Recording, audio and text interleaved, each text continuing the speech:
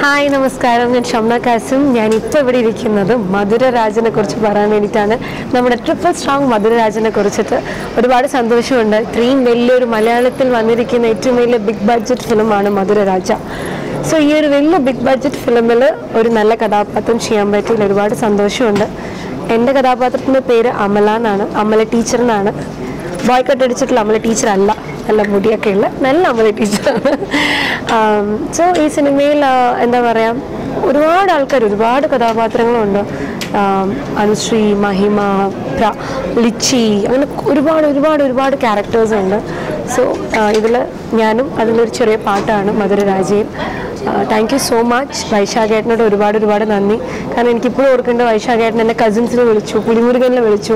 അത് രണ്ടും വർക്ക് ചെയ്യാൻ പറ്റിയില്ല. പിന്നെ മധുരരാജയിലും വിളിച്ചു. അപ്പം എനിക്ക് തോന്നുന്നു വൈശാഖേട്ടൻ എന്ന് പറയുന്നത് ഒരു ടീമായിട്ട് വർക്ക് ചെയ്യുമ്പോൾ എപ്പോഴും വൈശാഖേട്ടൻ ആ ടീം വിടില്ല.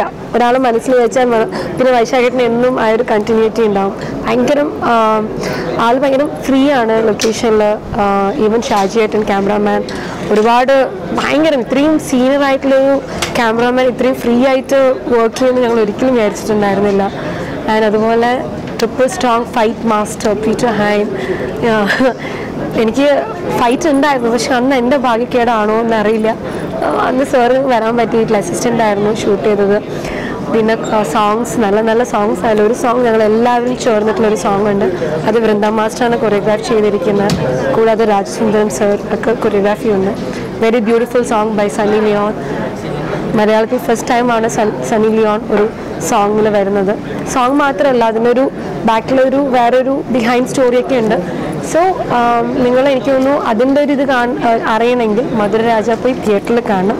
സോ നിങ്ങളെല്ലാവരും നല്ല ട്രിപ്പിൾ സ്ട്രോങ് ചായയൊക്കെ കുടിച്ച് ട്രിപ്പിൾ സ്ട്രോങ് മധുരരാജ കാണാൻ തിയേറ്ററിൽ പോകണം.